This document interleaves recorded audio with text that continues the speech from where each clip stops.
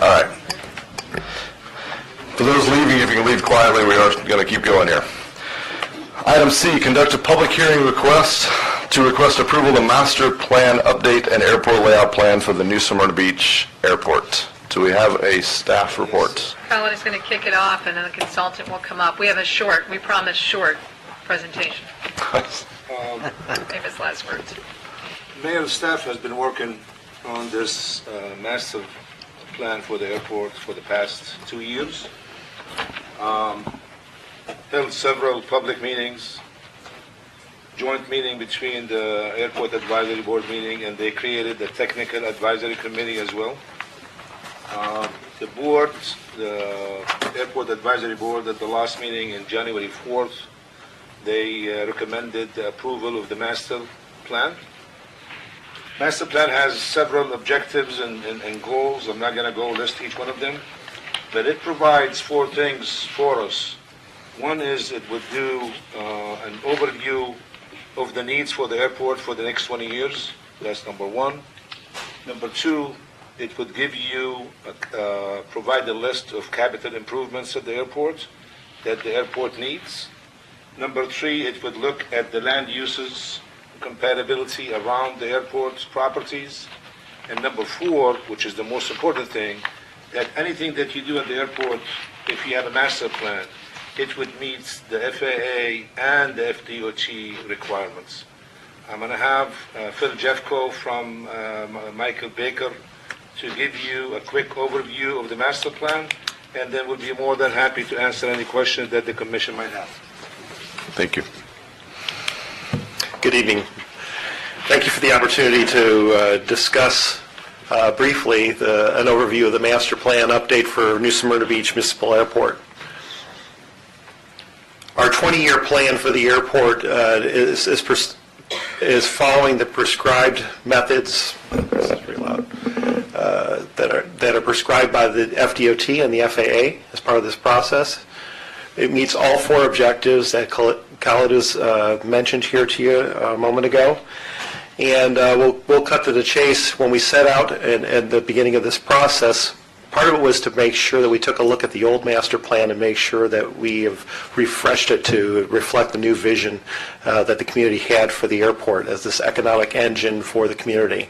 In addition to that, we wanted to make sure that we came up with some other ideas for other surrounding areas of the airport property that may be useful for other types of development, not just aviation related, but other economic development type opportunities that might be out there once you've satisfied the aviation requirements for the airfield. And it looks into the future. We talked about the capital improvement program, make sure that that is financially solid plan moving forward. The other aspect of this is to make sure that we operate a safe and efficient environment for aviation, and after all, it is an airport. It's one of the busier airports here in the state, as a matter of fact. But in addition to making sure we have a safe and efficient operating environment, since the last master plan, a number of changes have occurred in FAA regulations for design of airports. We also had to make sure that this particular plan addressed each and every one of those as well. And as we move forward, we want to make sure that the surrounding land uses, as was mentioned here earlier in one of the 4 objectives, was taken care of, that we had a compatible environment not only on but surrounding the airport. In following the FAA's prescribed methodology, we look at this process here as this before you, basically taking a look at what's happening out at the airport, coming up with a forecast of aviation demand in terms of operations, takeoffs and landings for aircraft, for example, and making sure that we're able to determine a set of needs based on that forecast, which is approved early on in the study by the FAA to make sure that this plan is rooted in basically engineering and planning foundation. The other part of that is we don't want to have any pie-in-the-sky type of development here at the airport. We want to have something that's a sound plan for the future. In looking at those needs, we had to come up with some different alternatives to address those needs. And so we came up with some preliminary alternatives which were also brought out to the public as well, in addition to our technical advisory committee and so on. From there, we were able to refine those alternatives based on impact input from the committee. And moving forward, we were able to come up with a plan that was sound, met the requirements, and allowed you to meet those requirements of FAA and DOT moving forward. We also come up with that plan that translates those nice drawings and the engineering into costs and phasing of projects over that 20-year period. As Khaled mentioned earlier, we did have a series of meetings open to the public. Had a technical advisory committee which gave us great feedback on these plans throughout the process, and also had the ability to also make periodic briefings to the advisory board, and we're here before you tonight. That forecast, basically what it means is over the next 20 years, we're looking at a little over 50,000 operations, takeoffs and landings that are expected to occur here at the airport, and translate that into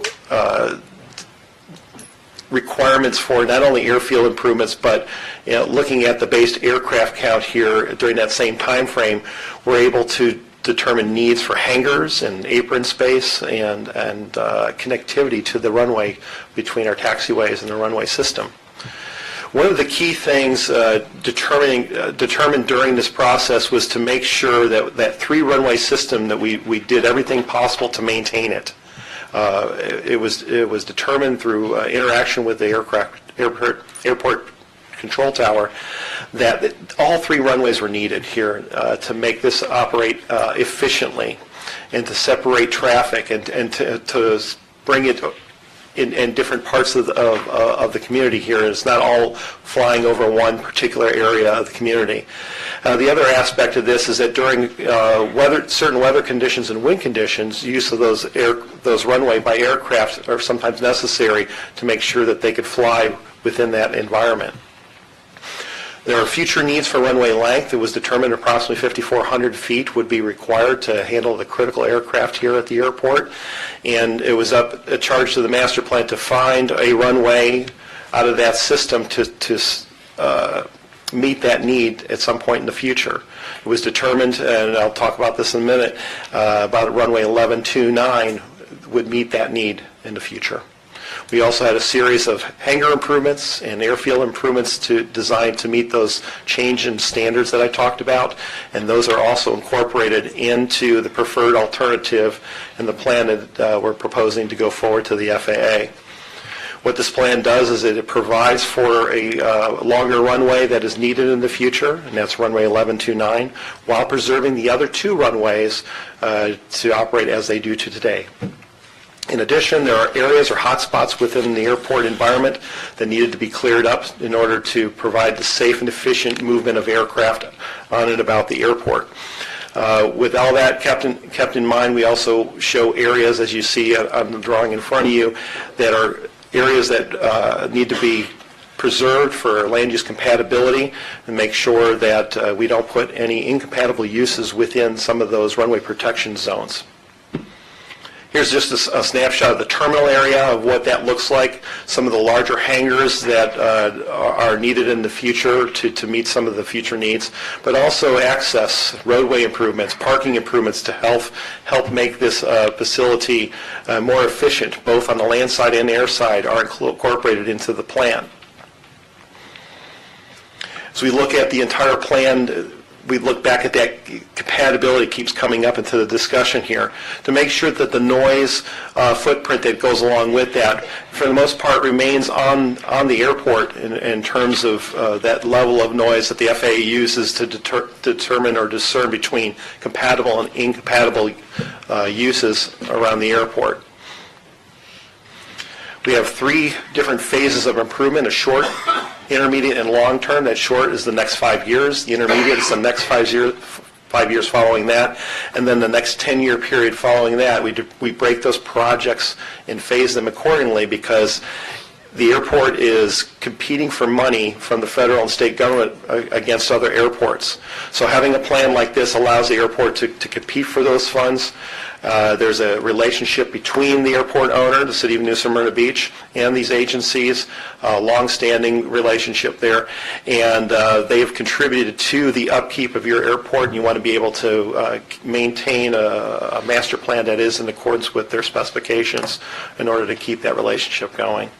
As you can see here, in right before you were looking at roughly during that short term, approximately $20 million of improvements, of which out of pocket, if you're able to secure this funding, is approximately $3.5 million. And as you look at the next period, we're looking at roughly under $1 million out of pocket to support some of the projects during that second phase, approximately $15 million in improvements, which include that extension of the runway and other necessary improvements to maintain pavements and keep a safe and efficient operating environment.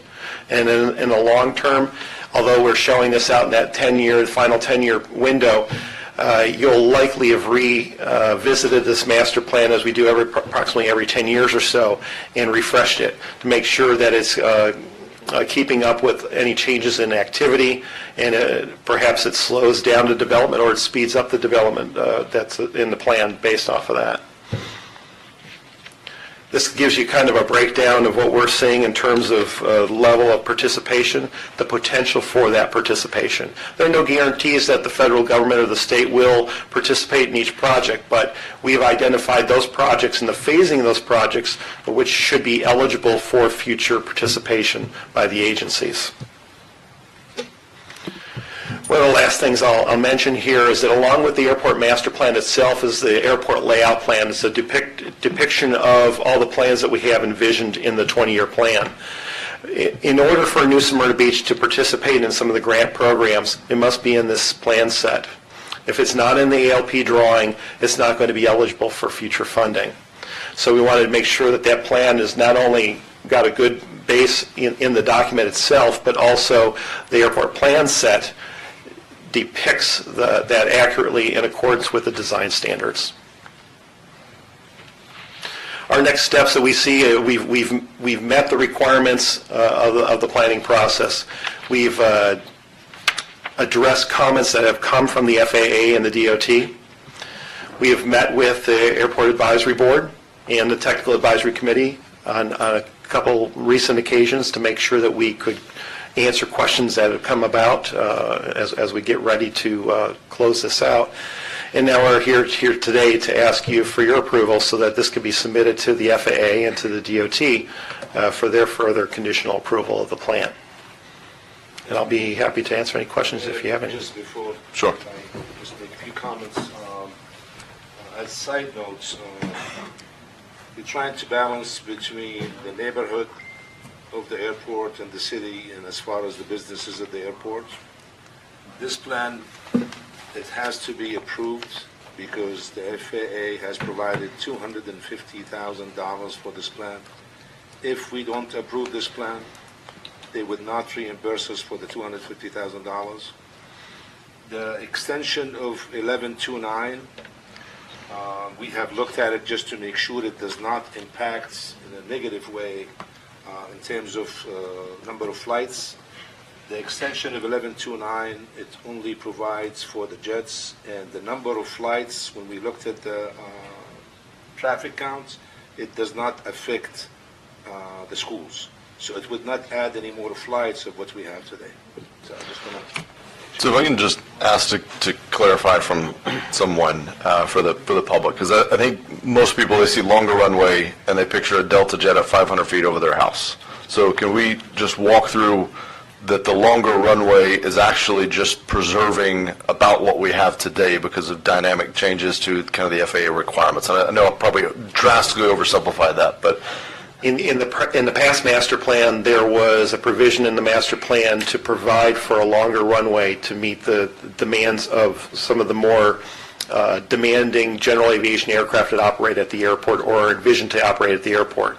We went to revisit that and confirmed that that is still the case, and looked at the three-runway system to determine, is that still indeed the best runway to accommodate that kind of length here at New Smyrna Beach? It is. And it takes approximately, you need a little over 5,400 feet available to do that and meet the future aircraft fleet that we're talking about. It's the only place that you can do it, because if you look at any of the other runways on the system, there are physical barriers to doing that. And beyond that, you're also going into, kind of like Khalid was saying, you're going into neighborhoods. There are impacts off airport by doing other options. We've also done our best to meet the requirements, yet keep as much of that development on airport as possible while meeting those requirements. That was the goal once we determined that was going to be the best runway to accommodate that length. Okay. Before we open the public hearing, any other questions from the commission for staff, just to make sure we've got any of those Quick question. questions? Sure. You mentioned that the ALP is a document submitted to the FAA. Is that if they adopt it, what we submit to them, make it official, are we committed to developing to that? Or can we make amendments? In other words, how complicated is it to be able to make changes to that new master plan that has officially been adopted by the FAA? So two parts to that. Yes, you can change your ALP, and we do that often in our business. Making changes to the airport layout plan drawing to reflect changes that occur from time to time at the airport in between master plans. It's a very common instance. So yes, you have the ability to do that. But the part about the master plan, going into the master planning process this time, is you're required to satisfy and fix deficiencies that are out there today. By regulation, you need to do that. Your master plan needed to show a solution that would address those, and it does. Now, there are other types of improvement that may come along that weren't addressed in the master plan for one reason or another, that may come, let's say, 2, 3, 5 years down the road. You have the ability to go in there and make those improvements and changes to your ALP at any given time. You're the owner of the airport. So you do have that ability. Okay, so we can actually make those changes, or do we have to apply to the FAA for some kind of amendment? Not to the master. No, you would actually make the change, and you need to show reasoning why you're making the change, a narrative that states why you're making the change. They're not just going to take at face value. You need to, Well, hold on. depending on the change, sir. I apologize for interrupting you. No, it's all right. I want to understand the difference. At one point you said, we can make the change, and then we let them know, and then I believe you just said, well, no, you have to submit the change and explain to them why. That seems to be... When you make the change, you always have to submit it to the FAA. Because Do we need the FAA's approval to make a change? Or is it simply sending to them what changes we're making? you will have to coordinate that change with the FAA. It will require some interaction with the local airports district office. So they have the ability to deny that. They typically won't deny. What they'll do is if they see something there that does not meet their design standards, they will comment on it, but typically they will not deny something. You have to remember, the FAA, when they approve the airport layout plan, their approval is conditional. It's not a set in stone kind of approval. They'll say, we will approve this particular runway extension as long as you go through and do the environmental studies and the justification analysis that goes along with that in the future. So there's always a condition attached to it, sir. Thank you. You're welcome. Any other questions of the consultant? Yes, sir. Commissioner Sachs. Question about the noise contours. From the compatibility map, it looks like the future, you have a 2009 noise contour, and it's delineated. You have 2014 noise contours that appear about the same configuration. If we make these expansions, would it expand those noise contours? When this particular project was scoped at the beginning of the study, you had just come off the heels of a noise study for the airport. And as part of that, because it was so close to the completion of that study, it was determined in the scope that those noise contours would be included in this plan because it was so recent. If there was a drastic change in the activity levels here at the airport where it would cause some sort of change, that's yet another reason you could use to make a, let's say, a change to the ALP drawing itself, the land use drawing, to reflect that. But as you remember from when we went through that process, we weren't your consultant for that, but the numbers of the activity levels had dropped, and therefore the noise contours had come back closer to the airport. And so now we're reflecting the results of that analysis in this study. And it's used for the sole purpose in this plan for land use compatibility determinations, to make sure that we're not building something or we have incompatible land uses near some of those sensitive areas. And so you bring up a good point. FAA is the overseeing agency over DEP. They have the final authority, or is DEP a separate advising? They're a separate advising agency. But DEP will also be involved In what action? I'm sorry. in any changes to safety zones, runway extensions, impinging on possibly wetland, it looks like. I think that's when they would get involved. So I think what I'm understanding is if you're talking about the extension of that runway, for Yes. example, in the future, Yes. there would be an environmental assessment associated with that project, and most certainly those agencies would be involved. And one more was the clincher question. Will we really have to consider moving either Dixie Highway or Sunset Drive because of these safety zones? No. No. They're there to identify that the runway protection zones associated with that runway go over those two roads, and that the area within there is considered sensitive, but it's a protected area. If there was something there or to be built there in the future, we're proposing that there's navigation easements there, so that if there's something built or if something's being proposed to be built there, it's notifying that you're within close proximity to an airport and you're in an area where the FAA currently, if this was a new project, wouldn't allow the development of buildings and places of assembly within those areas. You know, if we would have to provide additional fire service for an expanded field. That I'm aware of. Okay. Thank you. Any other questions? So we currently have a 5,000-foot runway, but according to the plan, we're going to shorten that runway. You're talking about 725. You have a 5,000-foot piece of pavement Okay. that currently does not meet, and the safety areas surrounding that pavement are not in accordance with the FAA design standards. Right. As a result, even to this day, you have displaced thresholds, partially because of the roads that are in the approaches to that runway.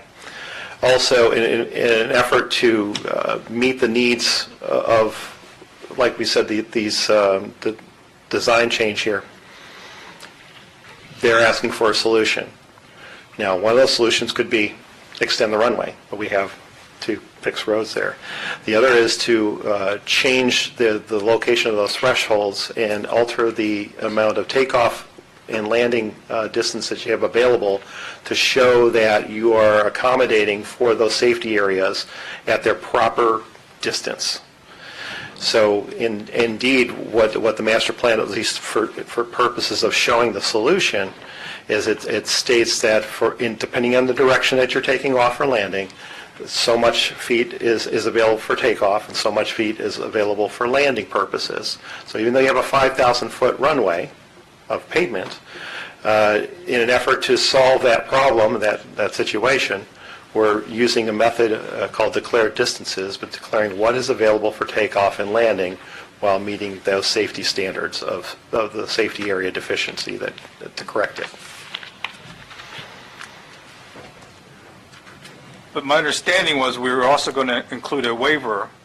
There's no such thing as a waiver for the safety area. What would have to happen at the FAA's To publish the level, Right. they would either have to publish that or make a determination.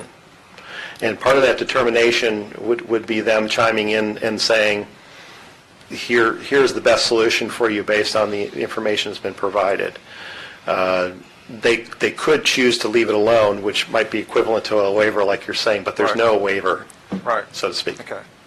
Because my concern is if we shorten our takeoff and landing distances, and we don't have the other runways slated to be extended until Phase 2, which is at least 5 years out, it could have a drastic impact on some of the vendors that we have at the airport.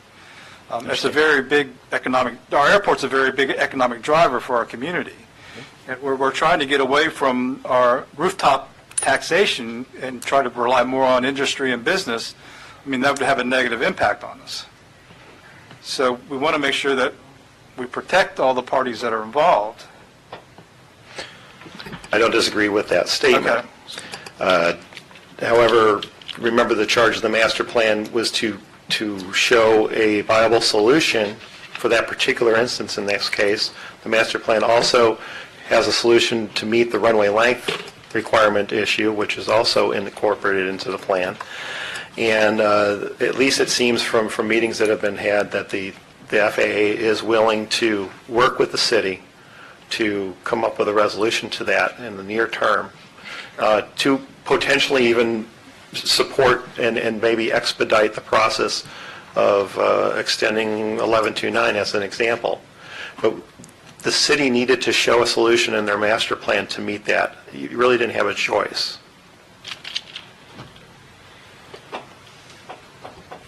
Okay. I'm sorry. Go ahead.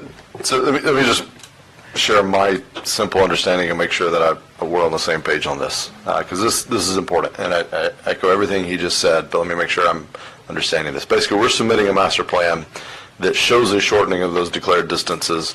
We're also asking the FAA to basically delay publishing of those shortened declared distances while we pursue some alternatives to get in place for 1129, which will be lengthening the physical asphalt, but really it's just protecting about what we have today, not dramatically changing what kind of aircraft we are servicing at the airport, but it's really about kind of protections of what we have today. Is that in line with your understanding? That's mostly true. Sorry. That's a start. This is good news. This is good news. You're actually gaining it about another 400 feet. Okay. What the plan is doing is that what you have today is approximately 5,000, and actually if this were to be implemented, you're looking at a little less than that.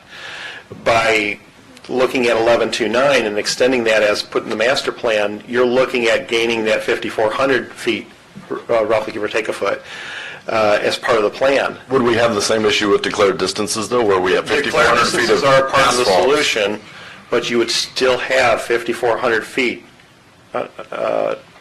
for use for those aircraft, which is sufficient. It's more than sufficient. Yeah. Okay. Mr. Mayor, Yes. following that same line of thought, in part of the report, on page 91, it says the city will request FAA accept, conditionally approve, all the letters, but allow the city to conduct additional follow-up technical investigations, so they don't really have to fully follow it at this time. That's correct, and Colin could chime in if he needs to, but they had, at one of the meetings, had given the city direction, pretty much what you just said there. That's why it was incorporated into the documentation in that manner. Very glad to see it in there. Me too. Any other questions of the consultant at this time? And I would just say too, the consultant made it clear, as did Colin, our preferred option is number 4 in the letter that we're sending to FAA. We recognize the existing RSA does not meet the current standards, but we also believe, and this gets to Commissioner Sachs's question, that it's not practical to improve the RSA in terms of either moving US 1 or looking at the west side of the airport. But we'll also be moving forward quickly with the extension that was outlined in the master plan. So it's really a multi-phased approach to the problem. And, I want to thank the consultant and Rhonda and Khalid and our airport tenants, as well as the two advisory boards that have been working so hard. The Technical Advisory Committee, both the chairman of the airport board and a member of the Technical Advisory Committee went to the FAA with our staff and with the consultant and worked out this compromise in terms of the submittal. So I wanted to thank those folks too. Yeah. Commissioner Cludy. Well, yes, and I really, as I stated before, I really appreciate that, because the FAA is kind of like an immovable object. And if you can get anything such as this, yes, I think we should explore some of those, whether they be extensions or whatever, mitigating things we can put on. Obviously, it's not going to be a waiver for safety. That's correct. Doesn't even sound right. We don't even want to talk about that. I read the whole thing. Thank you. Ditto. It's my nature. Same as I. Thank you. And I'm very pleased with it. It's a very thorough report. I know I did get briefed on it. I've been out there. I've gone across the airport. I've seen it. And I would really like to move ahead, if we can, even faster than some of the projections in time. Because in our overall development of the city, we really want to push for this industrial base that Mr. Hartman was talking about. And this is the perfect way to try to draw in those more higher tech businesses. So I support it. I may have additional questions, but I'd like to hear from the public. Sure, yep. If no other questions, if you'll, don't leave yet. Stay close by. We'll now open this for public hearing. Obviously, there will be folks on both sides of this issue, so I ask respect of all involved.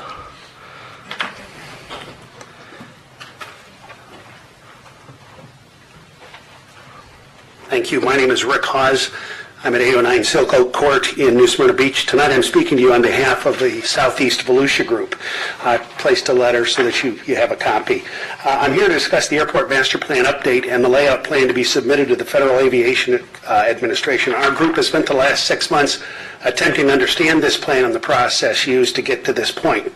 We certainly support the passage of the plan, and we do so with the understanding the city will seek the FAA's permission to maintain our 5,000-foot plus runway in the ALP submitted over the next few months. We believe this change, and perhaps more importantly, the process used to make it, is crucial for the long-term health of the airport. As you know, the airport represents a very valuable asset to New Smyrna Beach and its nearby communities. Since its founding in 1942, EVB has created a legacy of service and value to our collective communities. It is critically important that whatever plans and changes are made to the airport, we strongly encourage they be viewed through the lens of the next 77 years and the increase in operations growth as forecasted by the consultant founded on Table 3.3 of the MPU. The FAA, as you know, administers, regulates, and funds approximately 518 local and regional and national airports in the U.S. They act as partner, benefactor, and sometimes taskmaster for these facilities. The Florida Department of Transportation also plays a role with EVB as well. It is important that these air facilities, all of them, accurately communicate and comply on a timely basis with the FAA and their state regulator.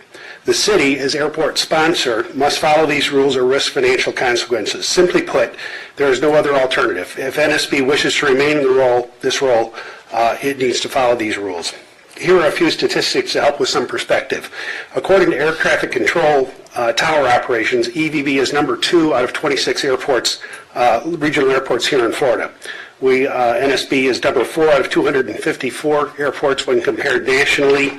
When all airports are considered, and this is the national airports, Atlanta, Chicago, etc., we are 75 out of the 518 airports mentioned above. The Florida Department of Transportation, who oversees runway 2-20, estimates that the economic impact of EVB, they estimate employment of roughly 987 people with a payroll of approximately $27 million and a total economic impact in the area in excess of $100 million.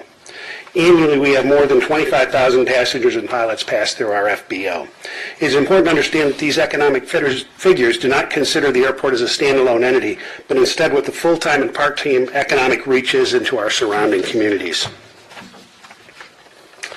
We also support the city's desire to help diversify our economy and improve wages for residents. As you know, EVB represents a variety of businesses that help diversify our local economy. These businesses require highly skilled and specialized operators as part of their employment base. The investment these businesses make require wages commensurate with the skills and abilities of their staff. This is good for our citizens, the business, and of course, the city. We also understand that during the process of bringing the master plan to this point, there have been a number of challenges, including meeting with citizens, meeting issues with citizens, stakeholders, and the FAA. Some inconsistent communications with stakeholders, and on occasion, slow or no follow-up on issues and concerns. Please understand that there was no point in looking backward at the process. What is important to ensure that going forward, we implement a process that completes the EVB layout plan on a timely basis. Therefore, we are recommending determining clear objectives that fit the long-range plans for EVB. Hey, Rick, Yes. I'm going to stop you there just real quick. Yeah. If it's okay with you, we've got this. I appreciate the time and effort to put into this. Just an acknowledgement of the time. I'd ask the city clerk, we'll put this letter in the minutes of the meeting so we've got it. I think I can summarize your recommendations here. It's, moving forward with this process. And this is great. So thank you very much. Well, you didn't let me get to the big finish. Okay. Any others wish to speak on this issue?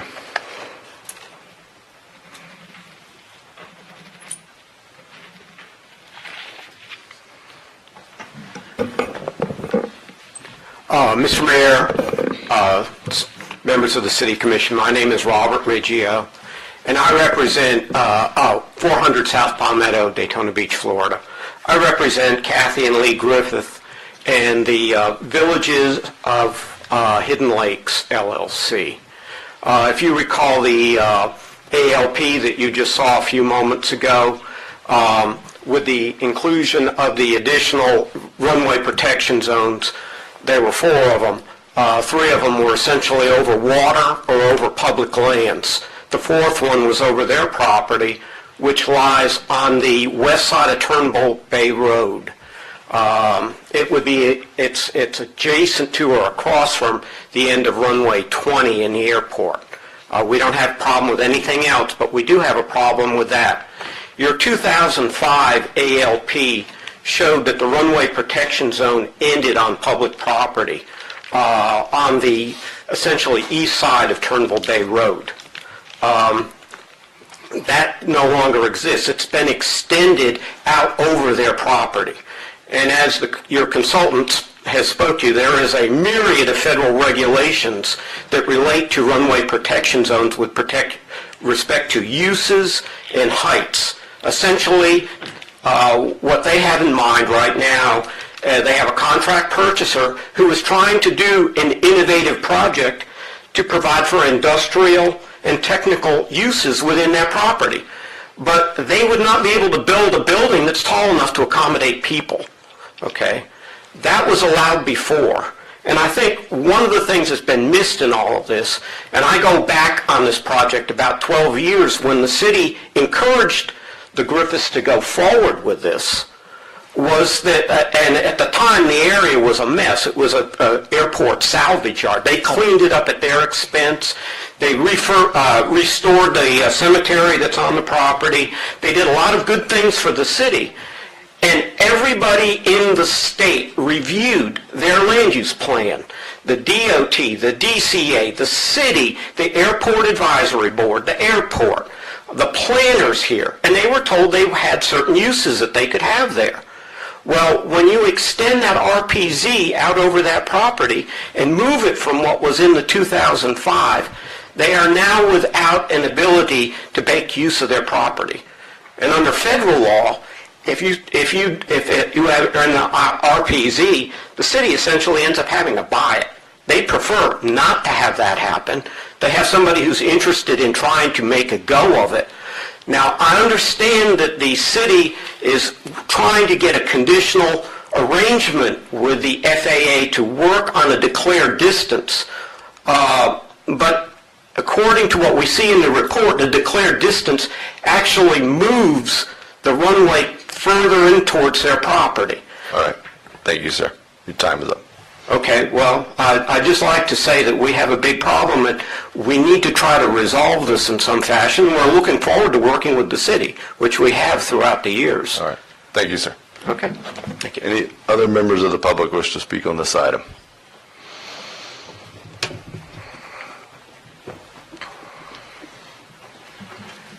Good evening. evening, Mayor, Commissioners.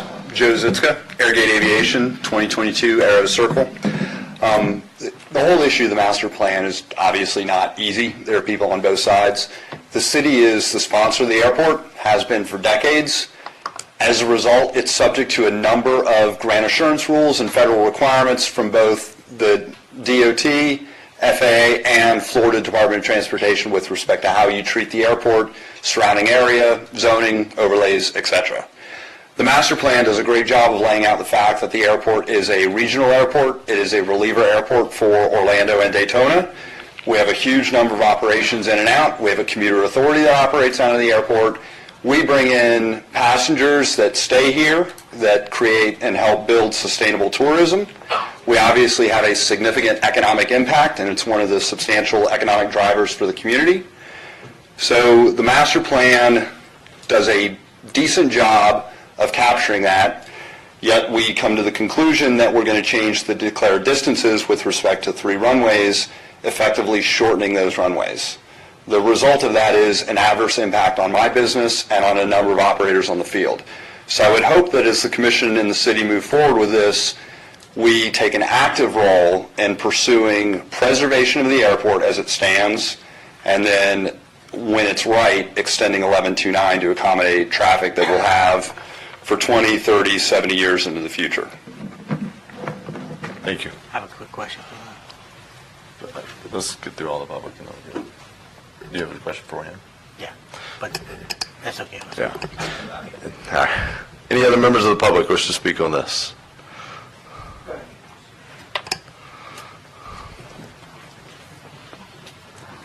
Good evening, Mayor, Commissioners.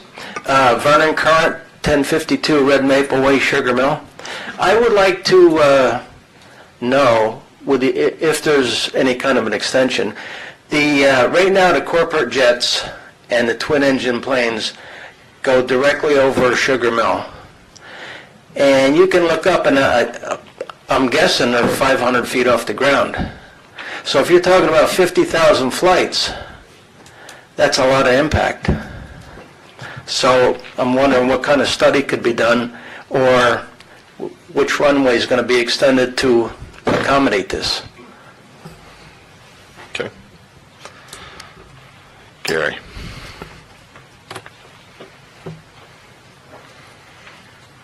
Gary Norville, 1501 Airway Circle, the owner of American Aero Services. I would like to see the commission approve the master plan tonight. I'd also like to see the city and the commission stand by and back up their original ordinance about building around the airport, which was Ordinance 1095. That even shows that the runway protection zone goes past 220 back in 1995 before the Griffiths got their property. I'd also like to see the city abide by the grant assurances and protect the runways and the airport. The airport originally was here back in the late 30s, which was just a grass strip with a 9-hole golf course around it. Then in 1942, the Navy bought it, and the reason they put in 4 runways was for 4 seasons out of the year.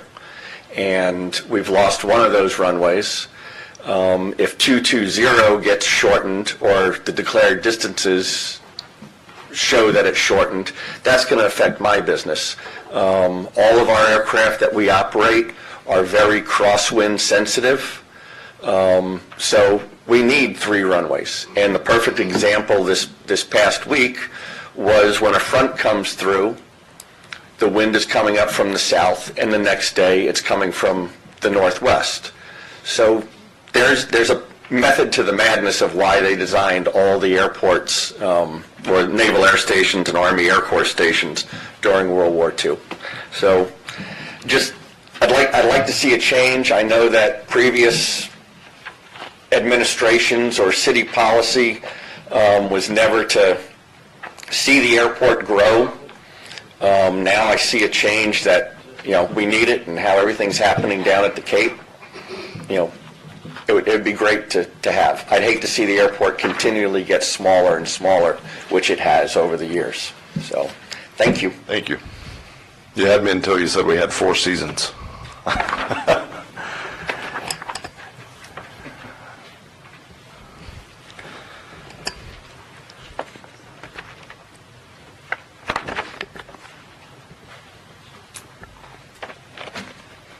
My name is Celeste Lester, and I have had a hangar at New Smyrna Airport for over 20 years. I'm from Atlanta, Georgia. Had a school up there, had a lot of aircraft. The problem you have is when you shorten those runways, New Smyrna needs to make money, okay? And that is a great place to make money. We need those jets that come in here from the 500, the Rolex 24, people just coming here. And I know that y'all are going to work that out. I have all the confidence in the world that you're going to make those runways longer. At least one. Because here's the problem. Let's say a Falcon 50 is coming in here. And its insurance company says, guys, you can't land this because if you don't have over 5,000 feet, you cannot land this aircraft because your insurance is not going to cover you. And guess what? Bam! We have an accident. We've lost a lot of money because my insurance wouldn't pay me because I landed on the runway that was too short. So you got to figure out a way that somehow we can extend those runways, and I know you're going to do it because I know that this is a money-making business. You've got the school out there. We've got warbirds that come in here to get fixed. We have all kinds of people that are used to that airport that come in. It does need to grow. Our hangars on some of the sides here really are suck. We've got water damage coming in. We need more places to put our airplanes. I can't tell you, I've been to every single airport here to find a hangar for my twin engine and my helicopter, okay? I have 2 helicopters. And there's no places in New Smyrna, I can tell you right now. There's a waiting list of over 52 people, maybe 100 now. And I left New Smyrna only because, no offense, but because the maintenance was not up to what it should be. And that's the reason why I left, and I went to another airport. So you really need to consider that, please. I think you need 2 fuel stations there. You need competition for the people that are landing. Some people want first-class service. Some people want to do their own runways. They want to come up and put their own because it's cheaper. So please consider improving this because it's really going to be profitable for the city. Thank you very much for your time. Thank you. Any others wish to speak?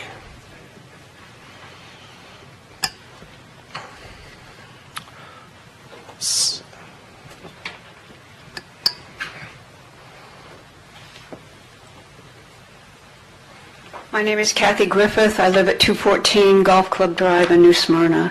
I'd like to know if it's possible to have something entered into the minutes tonight.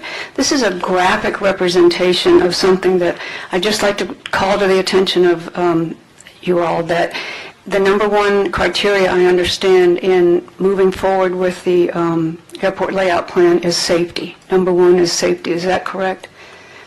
So a concern that we have is the possibility that the runway 220 takeoff protection zone that goes over, as you have heard, excuse me, I'm very nervous, I wasn't planning to speak, Okay. but there are some really important things that need to be said tonight. Thank you. This is a graphic representation of what happens when an airplane takes off at the end of the proposed runway at a 40-to-1 slope, and the clearances that are not there that need to be there. Let me tell you what the clearance would be at 40-to-1 slope over Turnbull Bay Road. 2.5 feet. At the Florida East Coast Railroad, the clearance would be 3.8 feet. The Florida East Coast Railroad wants 23 feet clearance, not 3.8 feet. So that by the time that slope is achieved with an airplane taking off, the maximum building height is 11 feet that can be put on the property, our property. I wouldn't even worry so much about the building height as the fact that the slope of an airplane taking off is absolutely not safe with the runway protection zone placed where it is in this master plan and layout plan. May I submit this to the city clerk? city, absolutely. Thank you. Thank you. Any others? Did you have anything else, or any others wishing to speak? Going once. Okay. Seeing none, we'll close the public hearing. So we'll have some discussion from the commission. If the commission wishes to ask anyone any questions, happy to invite them back up. Unless you're invited back up, your turn to speak was a minute ago. Thank you. Discussion from the commission. I got a few. Go for it. For the consultant,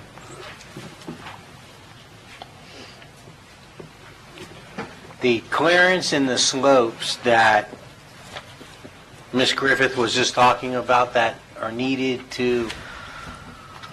for safety over Turnbull Bay Road and the train tracks. Is that accurate? I hadn't heard anything about it. Not 100% accurate, no. It also assumes that the runway's where it is, and if you were to apply those surfaces to where the runway is right now, or if they were to build in that area, they would not be able to build the facility. That's when she was saying there was no clearance over a building in that particular area. Also, the runway where it is right now, the FAA allows the runway to operate as it is today over Turnbull as well as the railroad, and has determined that there's no hazard present under the current operation. As a matter of fact, the threshold for that runway is about, I think it's like 785 feet displaced down runway for that very reason, and that's how they're able to operate. If we were to do any sort of change to that runway today, the FAA back in 2012 had put out guidance that that the airport would have to correct the situation and meet the current standard if you touch the end of that runway. And in order to clear some of those areas, you'd have to move the runway approximately 1,000 feet down the runway to make that clearance. In addition, the departure surface that goes along with that movement would now go over hangars and other facilities on the airport that you have. It would also preclude you from operating, it would severely impact the ability to operate turboprop aircraft off of that runway. It would eliminate the ability to operate turbine or jet aircraft off of that runway if you were to move that down and reduce it down to 3,000 feet. Reducing, not moving it, reducing the You're reducing it to 3,000, yes, sir. So there are impacts associated with that in order to, now of course that would bring your departure RPZ back closer onto the airport, and it would clear up the land use issue there, but then you're impacting the runway itself. Okay, thank you. Couple points I want to make. There's a lot of discussion, and I think maybe some confusion about whether we're making the airport bigger, or whether we're making the airport smaller. All we're doing is substituting one 5,000-foot runway for another one. The current one will not meet the current FAA regulations. So we're simply taking a strip that we can make 5,000 feet to meet those new regulations. So it's not that we're contracting the airport or we're making the airport bigger. There's a whole lot of confusion when people start talking about shortening these runways. So I think there's a lot of confusion. I know the sugar mill people who have come up, I certainly want to talk with you about that. I think that there's maybe a little bit of misunderstanding on that. And finally, I want to say that I have concern in general that the airport is using private property for its RPZ. I don't know what the solution to that is. I've spoken with Lee and Kathy Griffith about this issue for many years, and just recently, and there seems to be a lot of problem with whether or not they could build, they were able to build, now they're not able to build. And I think, at least for me, it comes down to the airport has put a zoning over a piece of private property. And that is basically the problem. Can they build? What can they build? In 2005, the RPZ did not show. In 2005, the RPZ didn't show it coming over, to my understanding. Is that correct? Incorrect. It's So incorrect, yeah. regardless of what was shown on the airport layout plan, Ordinance 1095, which another speaker brought up, established that runway protection zone, and I've got a picture of it, which looks I understand. identical That was my to... Thank you. My next point was there was that accusation made, but we also know that in 1995, that was, RPZ was put over that property. So, I think that there's a lot of good things going on here, but we do need to somehow in the future figure out what we can do about the Griffiths and getting this property developed the way a lot of people thought it should. That's why I asked the question about the possible to an amendment. I mean, are we locked in on something, or could we possibly? Griffin's issue is one of land use. And just in the last year, we have met with them and their attorney probably 4 times. And I know the planning department has another meeting coming up this week. We are working with them, and we're working to resolve it. But their issue is one of land use. And if you go back and look at what the city commission approved, that was understood at the time, and the language that the commission adopted at the time addressed it. So they simply need to find a use that matches what was approved by the city commission at the time when their approvals were made. Thank They you. have yet to submit Thank you. a formal I got it. Thank application you. of any City kind. Manager, thank you. And the last point I want to make is, I have met with Joe, and I certainly share his concern. I hope that I believe, Khalid, we are relatively confident that we can, the FAA will work with us on this. I'm a little concerned, because if they don't, it puts us in a very precarious situation with a good tenant and future development there. But I'll say, I'm hopeful, and I talked to Joe, and I think that he's about as comfortable as he could be with going forward with this. And nothing is guaranteed, but having the FAA and having the meeting with them and allowing us to submit the master plan with the letter of amendment, and giving them a chance to at least look at the options. Also, Rhonda reminded us, I guess, last week that we have spent almost over $1 million on resurfacing 725. So we don't feel like the FAA, they're going to come back and shut 725 and not having 1129 ready. So that goes to our plus. But there is nothing guaranteed with the FAA. I don't work for them, I cannot guarantee, but... Understand. Thank you. Okay. Thank you, Mayor. Any other discussion from the commission? A question of the consultant, Mr. Mayor. If we approve this master plan, we avert having to give back monies to the FAA? Yes, that's my understanding. And if we approve this plan tonight, it seems that there's an impasse. Is there some way for cooperation and collaboration with landowners? It's a big ask, but can we grow and not negatively affect residents that live there now? Noise issues, land use issues, is there a way to go beyond and come to a happy conclusion?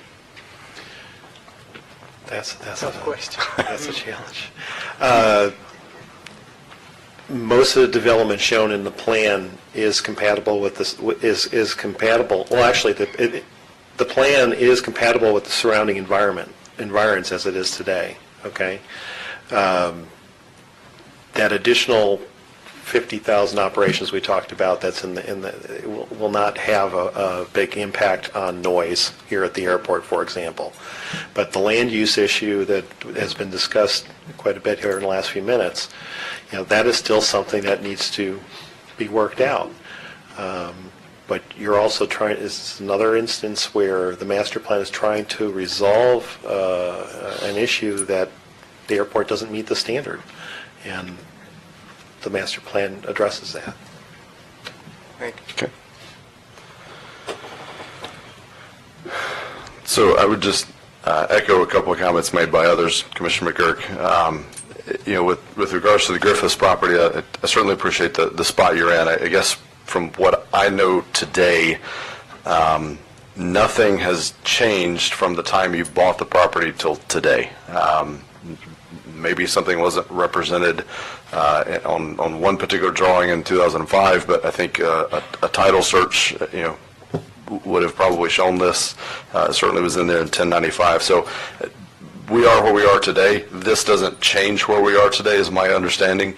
I'm happy to consider if there's alternatives that would work for both the city and the property owner to see if we could do something there, but I don't think we're changing anything today for the property owner. So, and I wanted to go back, and I don't remember who said it, but somebody asked for, I'm going to bet it was Joe or Gary, but a close monitoring of the process from this point forward, and we've alluded all to, but just so it's clear, there's follow-up process on where we go from here, and I've asked the assistant city manager to work with the airport manager, keeping me and the entire commission and any other interested parties abreast via, I'd like a detailed kind of flowchart decision tree that says, if they do this, then here's how we can respond. If this option is, where we always know where we're at in the process.